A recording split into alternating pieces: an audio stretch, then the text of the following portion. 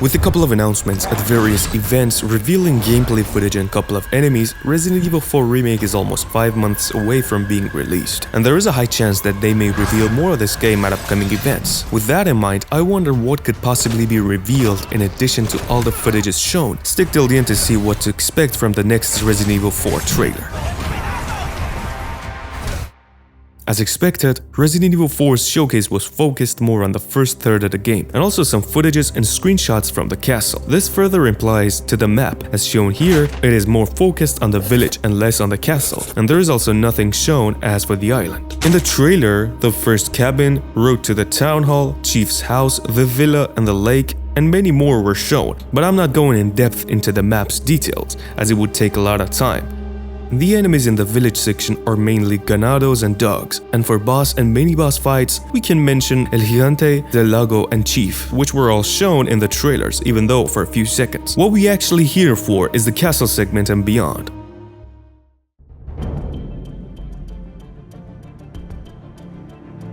In the castle, the main enemies shown were the cultists, Ramon Salazar himself, and the Verdugos, plus a couple of quick shots from the interior and the exterior of the castle.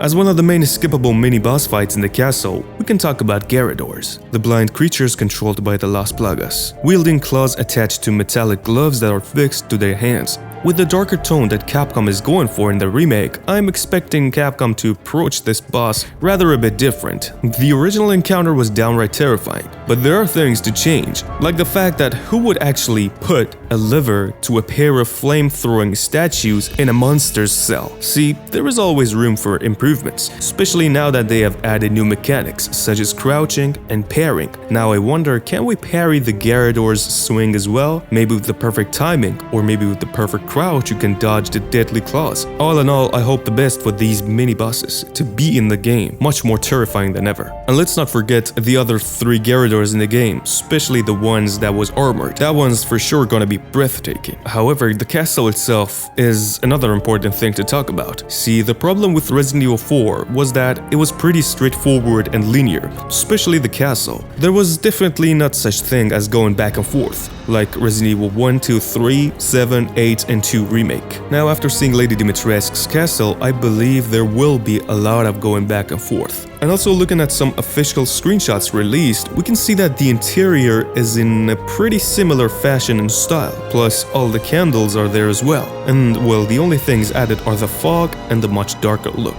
The Castellan himself, Salazar, and the Verdugos are all there as well. Other than Salazar's facial changes and the removal of the hat, there isn't a change worth noting. The Verdugos look tall and terrifying, just like the original. However, Salazar seems much more mature, and well, after all, he's the 8th Castellan who converted to Los Iluminados and left his Catholic faith. He seemed like a 10-year-old, especially with his type of humor. In the remake, however, he still has a small stature, but seems less humorous and much more evil. His outfit is slightly changed. However, I do not think that the boss fight with him, the other Verdugo in black, and the Queen Plaga is going to change, since the fight was pretty iconic. What might actually change is the red Verdugo. For instance, you cannot have Leon do backflips 5 times in a row just to dodge a Verdugo's tail, right? It's pretty obvious that the Verdugo is really iconic, but you can't argue that his presence in the game is really short, and as a matter of fact, less than 10 minutes. Not only I think that the presence has to be extended, but also I think that it should not be entirely a run and gun, because unlike the original, the stealth mechanic opens up a lot of new possibilities.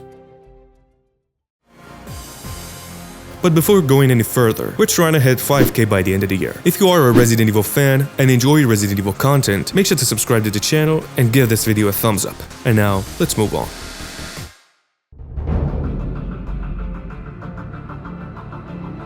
As for the island, there is little to nothing shown. The only part of the trailers shown from the island are the shots of Sadler manipulating Ashley. Yet, there is a lot to do in the island. Firstly, the enemies are the island ganados, JJ, Krauser, U3, Regenerators, and Sadler himself. The only ganados shown in the trailer were villagers and the cultists, and as mentioned earlier, nothing from the island was shown. And since the remake seems pretty faithful, I'm assuming that the island ganados are gonna be fairly the same. And also, there is a high chance that they may remove JJ's entirely, because of obvious reasons, too much action. Now the ones that everyone is waiting to see are Krauser and the Regenerators. A lot of people have been talking about this topic, saying they should not be revealed revealed until the game is released and just let the players find them themselves. That is actually a really good call, but after all these years, there's gotta be something added to them. For instance, look at this. The developers have put a lot of effort into making the knife much more immersive. You can parry, block, repair, and upgrade it. See where this is going? I believe that the knife fight with Krauser is gonna be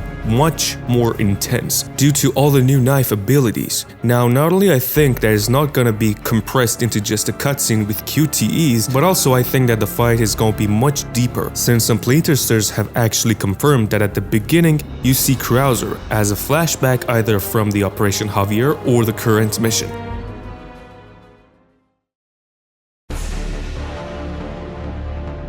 The next thing I want to talk about is the mercenaries. Well, Resident Evil 4 actually has a really nice, but rather short mercenaries compared to RE5, with all the maps and characters, not to mention the extra DLC. Also, Resident Evil 4 VR did a great job at mercenaries. They added 40 new challenges to the mercenaries in addition to the classic mode. With that being said, RE4 Remake would be a much better game if it gets released with a big mercenaries game mode, with a variety of characters and maps. And I'm sure you'll agree with me that the game would go to next level if they added co-op mercenaries. Either way, I'm pretty sure the mercenaries game mode is going to be the best up to date due to all the new mechanics and controls.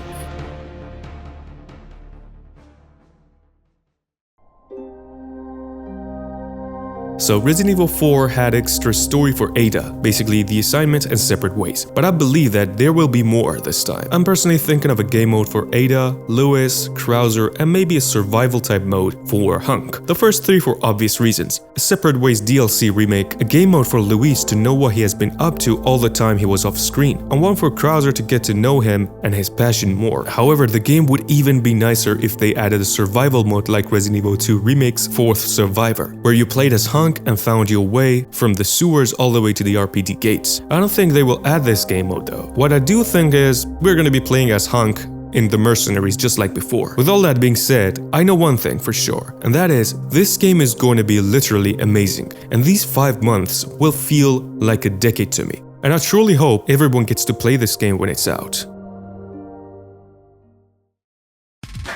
And that'll do it, a video all about what I expect from the next Resident Evil showcase. Make sure to leave your thoughts down in the comment section. And if you have come so far and enjoyed the video, make sure to give this video a thumbs up and subscribe to the channel. I'm a Raccoon City survivor, and as always, thanks for watching.